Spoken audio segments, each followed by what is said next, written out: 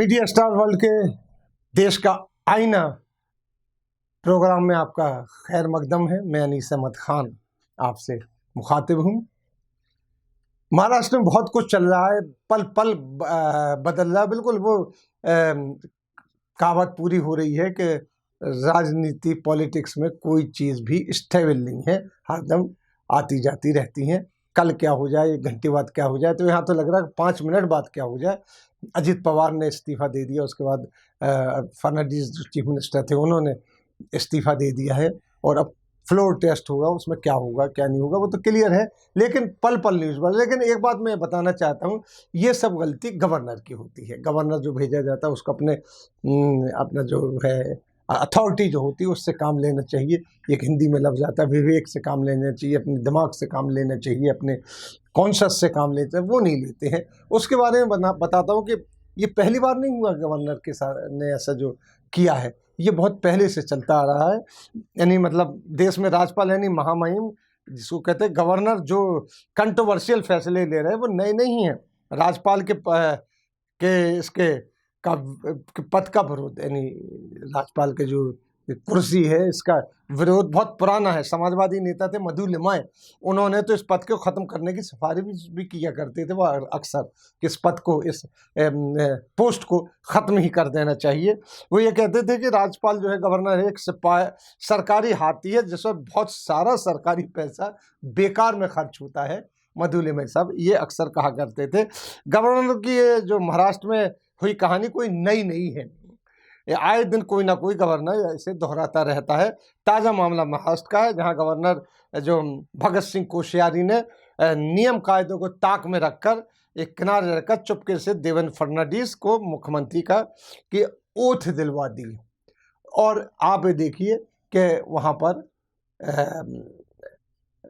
Deputy chief minister की भी उन्होंने ओथ दिलवा दी। आज़ाद भारत की तारीख में पहला वाकया नहीं है। इसके पहले भी जब आनन फानन में इतनी सुबह किसी स्टेट में प्रेसिडेंट रूल हटाकर किसी चीफ मिनिस्टर को ओथ दिलाई हो, दरअसल गवर्नर के जरिए कॉन्स्टिट्यूशनल पोजीशन का अनदेखी और मनमानी का सिलसिला 4 दहाई पुराना है। 40 साल का पहले का है, जब मुख्तलिफ स्टेट्स में कांग्रेस की हुकूमत ख़त्म हुई थी, उसकी मोनोपोलिटी थी और गैर कांग्रेसी सरकारें वजूद में आ गई थी।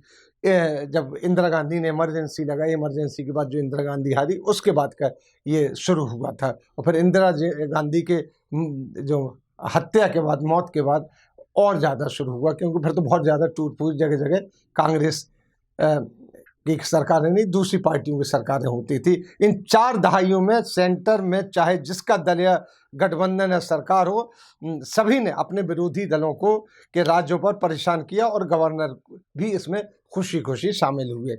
इनमें सबसे पहले 1982 की मैं एक घटना को बताता हूँ। गवर्नर GD तपासे का आता है, जो हरियाणा के गवर्नर थे। उस सेंटर में इंदिरा गांधी की सरकार थी।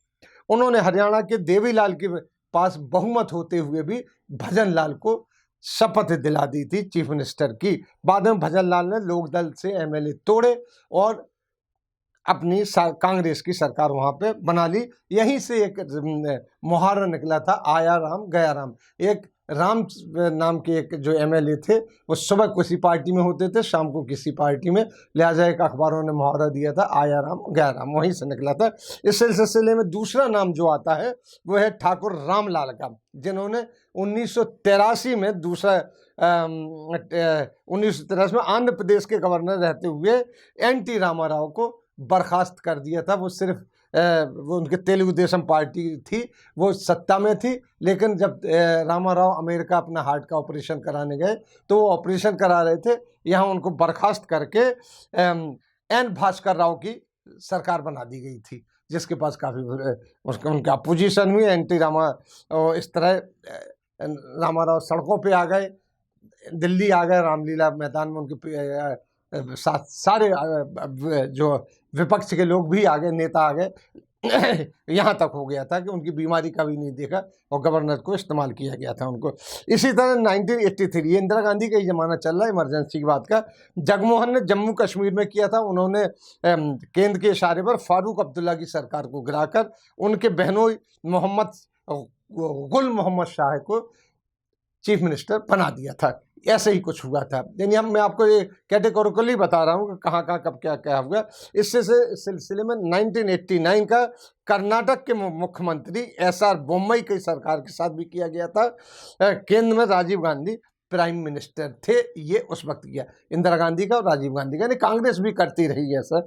गवर्नर P वेंकटा सुब्बैया ने SR बोम्मई की सरकार को बहुमत होती है भी बर्खास्त कर दिया था। मामला हाई कोर्ट होता हुआ सुप्रीम कोर्ट तक पहुंचा था, जहां फैसला दिया गया था कि लोकसभा और विधानसभा के बहुमत का फैसला वहां की विधानसभा में या फ्लोर पर होगा, विधानसभा में वोटिंग के जरिए होगा और वो फैसला आज तक माना जाता है SR बोम्मई के जो फैसला दिया गया था। 1998 में यूपी में कल्याण सिंह की सरकार के साथ ही हुआ था। भाजपा सरकार को गवर्नर राके रोमेश भंडारी ने बर्खास्त कर दिया था और जगदम्बिका पाल को मुख्यमंत्री बना दिया था। वो एक दिन के मुख्यमंत्री आज तक कहलाते, एक दिन ही मुख्यमंत्री रहे थे जगदम्बिका पाल। हाई कोर्ट में कल्याण सिंह की बर्खास्तगी को अनकॉन्स्टिट्यूशनल करार देते हुए दोबारा चीफ मिनिस्टर उन्होंने बनाया था।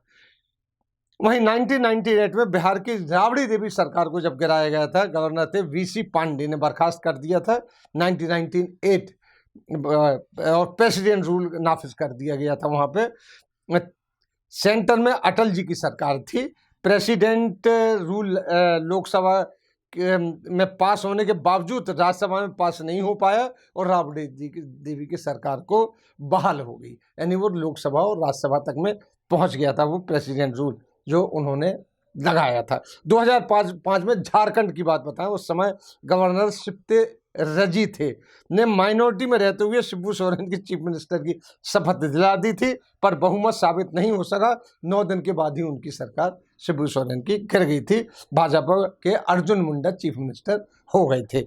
इसी तरीके से 2005 में बिहार के ही गवर्नर बूटा सिंह ने चुनाव के फौरन बाद असेंबली भंग कर दी थी, फौरन बाद, क्योंकि किसी भी पार्टी को बहुमत नहीं मिला था। सुप्रीम कोर्ट ने इस भंग को गैर कानूनी करार दिया था, लेकिन 2014 में मोदी के सत्ता में आने के बाद ये खेल खुलकर खेला जाने लगा। अब 2014 में मोदी सरकार ने अनुच्छेद 356 का इस्तेमाल करते हुए अरुणाचल की विधानसभा भंग की। वहां सरकार कांग्रेस की थी और सुप्रीम कोर्ट ने उसे तुरंत बहाल भी कर दिया था। 2016 में मोदी सरकार ने दूसरा मामला उत्तराखंड का आया था, जहां कांग्रेस के चीफ मिनिस्टर हरीश शुक्ला थे। उनके 9 MLA ने बीजेपी ज्वाइन कर ली थी। हरीश रावत बहुमत साबित करने के लिए 9 दिन का वक्त मांग रहे थे, जो नहीं दिया गया। उन्होंने गवर्नर के इशारे पर सरकार भंग कर दी। कांग्रेस हाई कोर्ट गए, चुनौती दी और हाई कोर्ट ने इसको गैर कानूनी करार दिया। तो केंद्र ने उसे फिर जो केंद्र से सुप्रीम कोर्ट ले गई मोदी की सरकार, लेकिन वहां सुप्रीम कोर्ट ने भी हाई कोर्ट के जजमेंट को बहाल रखा। एक ये मोदी जी के ज़माने में हुआ है। इसके बाद मोदी जी के ज़माने में गोवा में हुआ है। तीसरी घटना हो रही 2014 में। इंदिरा गांधी से ज़्यादा किया है, तो हर साल कर रहे हैं। इसके बाद भाजपा में गोवा में हुआ, यही किया। 2017 में चुनाव ने 40 सीटों वाली गोवा असेंबली में 17 कांग्रेस के और बीजेपी की 13 सीटें थी। रात में ही इन्होंने सुबह उनको मृदुला सिन्हा ने मनोहर पर्रिकर को शपथ दिला दी थी। इसके बाद कांग्रेसी भाग दौड़ करते रहे, लेकिन तोड़फोड़ हुई जिस तरीके से होती है, और वो चीफ मिनिस्टर हो गए। 2018 में कश्मीर की ने भाजपा की गठबंधन टूटने के बाद PDP, NC और कांग्रेस से मिलकर सरकार बन रही थी। उसका दावा पेश किया तो गवर्नर सतपाल ने वो वहाँ प्रेसिडेंट रूल ही लगा दिया और कहा कि हमारा जो फैक्स मशीन थी वो चल नहीं रही थी, हमारे पास कोई मैसेज नहीं आया कि आप लोग सरकार बनाना चाहते हैं, लिहाजा हमने भंग कर दी। 2017 में कर्नाटक में यही खेल हुआ था। यही दोहराया था कि बहुमत न होने के बावजूद भी बीजेपी के येदियुरप्पा को अकेले ही शपथ दिला दी थी गवर्नर वाजूभाई वाला ने। ये भी RSS के प्रचारक रहे हैं। और यहाँ पे आप देखिए जो अपने महाराष्ट्र में है, वो भी RSS के कोश्यारी साहब प्रचारक रहे हैं। वो काली टोपी आज तक लगाते हैं। वे वाजपेयी येदियुरप्पा की सरकार इन्होंने शपथ दिला दी थी, वाजूभाई ने दिला दी। बाद में सुप्रीम कोर्ट ने फौरन ही उसको गलत करार दिया। जेडीएस और कांग्रेस की सरकार बनी और येदियुरप्पा रोते हुए इस्तीफा दिया था उन्होंने, बाकायदा उनके फोटो आए थे। पर भगत सिंह कोश्यारी जो हैं सबसे आगे निकल गए, इन सबसे आगे उन्होंने कदम रख लिया। उन्होंने तो सुबह ही सुबह प्रेसिडेंट और गवर्नर सबकी इज्जत पे बट्टा लगाते हुए और उनको शपथ दिलाई। अब क्या हो रहा वो देखिए कि सुप्रीम कोर्ट ने 24 घंटे के अंदर ऑर्डर दिया था कि अगले दिन 5 बजे तक इनको फ्लोर पे करें। उसके पहले ही जो डिप्टी चीफ मिनिस्टर हैं उन्होंने अजित पवार ने इस्तीफा दे दिया। उसके बाद जो चीफ मिनिस्टर हैं उन्होंने भी अशोक फडणवीस उन्होंने भी इस्तीफा दे दिया। यानी हुआ वही। तो कहने का मतलब ये है कि मोदी सरकार को अब तो चेत जाना चाहिए। और ये पहला नहीं हो रहा है किस्सा, ये हमारे यहाँ परंपरा से पड़ी हुई है। मेरा बताने का मकसद यही था कि आज नहीं, गवर्नर हर दम ही इस्तेमाल होता है। इसीलिए सही कहते थे हमारे जो मधुलिमे साहब थे, बड़े भारी सोशलिस्ट थे, समाजवादी नेता थे, कि इस पोस्ट को ही ख़त्म कर देना चाहिए। ये हाथी है जिसमें ज़्यादा खर्च होता है। इसी के साथ हम आपसे लेते हैं विदा, अगले अंक में फिर हाजिर होंगे। तब तक के लिए दीजिए हमें इजाज़त। हमने कहा कि